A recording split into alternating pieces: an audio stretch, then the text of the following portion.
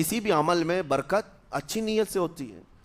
اگر کوئی روزہ اس لیے رکھ رہا ہے، جیسے بہت سارے فائدے گنائے جاتے ہیں نا، روزہ رکھنے سے کینسر نہیں ہوتا، روزہ رکھنے سے جسم کے فاسد مادے ختم ہو جاتے ہیں، نکل جاتے ہیں، ڈاکٹرز بھی مشورہ دیتے ہیں مہینے میں 1 مرتبہ، ہفتے میں 1 مرتبہ باڈی کو فری چھوڑنا چاہیے.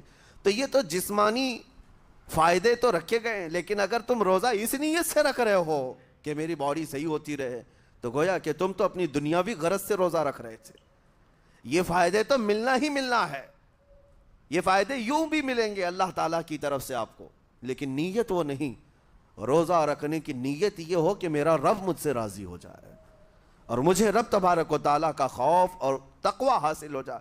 نیت میں برکت ہے، اور جن کاموں کو آپ اچھی نیت سے کریں گے اسی طرح ان کاموں میں اثر بھی پیدا ہوگا. روزہ رکھنے سے پہلے آج نیت یہی کریں کہ مولا تعالیٰ یہ روزہ میرے تمام برے اعمال کے لیے کفارہ ہو جائے، یہ ڈھال بن جائے. جانتے ہیں آپ اپنے نفس امارہ کو روکنے کا سب سے بہترین آلہ بھوک ہے. بھوک، جتنا آدمی بھوک کے ذریعے سے اپنے نفس کو مار سکتا ہے دوسری کوئی چیز نہیں. آپ دیکھیں اس رمضان المبارک میں بہت ساری حلال چیزیں آپ کو حرام کر دی گئی ہیں، یعنی سحری سے لے کر افطاری تک. میں یہ نہیں کہہ رہا کہ شراب پینا حرام ہے، نشہ کرنا حرام ہے، وہ تو پوری زندگی بھر حرام ہے. لیکن آپ کو چاول روٹی تو حلال ہے نا، سبزے سیب پھل فروٹ تو حلال ہے، لیکن یہ حلال چیزیں بھی اللہ نے آپ پر حرام رکھی ہیں، روزے کے عالم میں نہیں کھا سکتے. سحری سے لے کر افطار تک یہ حلال لقمے، پانی تو حلال ہے، پاک ہے، لیکن آپ کے لیے روزے کے عالم میں حرام ہے.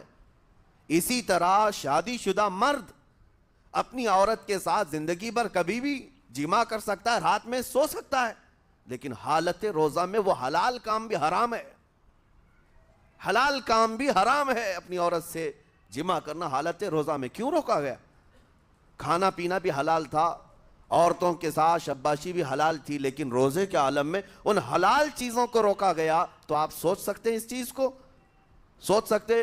وجہ یہ ہے کہ حلال چیزوں سے آپ کو روک کر بڑے حرام چیزوں سے بچانا مقصود ہے. آج اگر اپنے آپ میں اتنا کنٹرول کر لے جاؤ کہ چند حلال چیزوں سے دن بھر بچ سکتے ہو، انشاءاللہ رمضان کے بعد بڑی حرام چیزوں سے بھی اللہ آپ کو محفوظ رکھے گا. میرے عزیزو، برا ہے ان لوگوں کا جن کو میرے آقا صلی اللہ تعالیٰ علیہ وسلم نے دعائے ہلاکت فرمائی. اس سے بدنصیب کوئی ہو سکتا ہے جن کے لیے رسول رحمت صلی اللہ تعالیٰ علیہ وسلم کی دعائے ہلاکت ہوئی ہو؟ حضور صلی اللہ تعالیٰ علیہ وسلم ایک دن مسجد نبوی شریف میں تشریف لے جا رہے تھے. منبر پر آپ نے قدم رکھا، آمین کہا، پھر دوسرے زینے پر قدم رکھا، آمین کہا، تیسرے زینے پر قدم رکھا، آمین کہا. خطبہ مکمل کیا، صحابہ نے پوچھا یا رسول اللہ صلی اللہ علیہ وسلم ہر زینے پر آپ قدم رکھتے ہوئے آمین کس لیے کہہ رہے تھے؟ سنو، رسول پاک صلی اللہ علیہ وسلم ارشاد فرماتے ہیں کہ میں جب پہلے زینے پر قدم رکھا تو سید الملائکہ جبرائیل امین آئے اور دعا کرنے لگے. کیا دعا کیا؟ یوں کہا، یا رسول اللہ صلی اللہ علیہ وسلم وہ شخص ہلاک و برباد ہو جائے جو آپ کا نام سنے اور پھر اس کے بعد درود نہ بھیجے. حضور فرماتے میں نے آمین کہا. حضور کا نام سنتے ہی آپ کی زبانوں پر درود آ جانا چاہیے. اللہم صلی علی سیدنا محمد وآلہ وصحبہ وبارک وسلم. میرے آقا فرماتے ہیں دوسرے زینے پر قدم رکھا تو جبرائیل امین نے یوں کہا، یا رسول اللہ صلی اللہ علیہ وسلم وہ شخص ہلاک و برباد ہو جائے جو زندگی میں اپنے ماں اور باپ میں سے کسی ایک کے بڑھاپے کو پایا اور ان کی خدمت کر کے جنت نہیں حاصل کر سکا بلکہ ان کو ایسے ہی چھوڑے رکھا، ایسا شخص برباد ہو جائے. حضور فرماتے میں نے آمین کہا. پھر جبرائیل امین نے کہا تیسرے زینے پر قدم رکھتے ہی. میرے آقا فرماتے ہیں جبرائیل نے یوں دعا کی کہ اے اللہ کے رسول وہ شخص ہلاک و برباد ہو جائے جو رمضان کا مہینہ پایا لیکن اس کا ادب نہیں کر سکا، اس کا احترام نہیں کر سکا. حضور فرماتے ہیں میں نے اس پر بھی آمین کہا. جس کی ہلاکت کے لیے جبرائیل امین دعا کر رہے ہوں اور اس دعا پر سید الانبیاء آمین کہہ رہے ہوں، ایسے شخص کی بربادی کا کیا انجام ہو سکتا ہے؟ وہ کتنا بد نصیب ہوگا. اسی لیے میرے عزیزوں، مسلمانوں میں یہ رواج ہی نہیں ہونا چاہیے کہ اٹھ کر کے پوچھتے رہیں روزہ ہے کہ نہیں ہے، روزہ ہے کہ نہیں ہے۔ مسلمان ہے تو روزہ ہے، اور یہ کوئی آپشنلی عبادت نہیں ہے کہ 4 رکھ لیا 2 نہیں رکھا، آپشنلی نہیں، یہ فرض عین ہے۔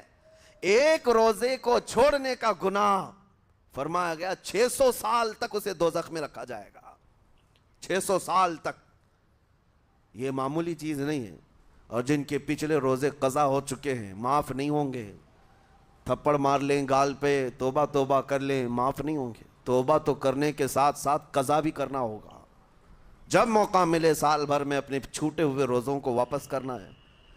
اس کی اہمیت میں آپ کو بتا دوں، ایک روزہ اگر جان بوجھ کر کے کسی نے توڑا یا چھوڑا تو جانتے ہیں اس کا کفارہ کیا ہے؟ اس کا کفارہ یہ ہے کہ اس کے بدلے میں دوسرے دنوں میں 60 روزے کنٹینیو رکھے۔ رمضان کا ایک روزہ پورا کرنے کے لیے 60 روزے رکھنے پڑ جائیں گے۔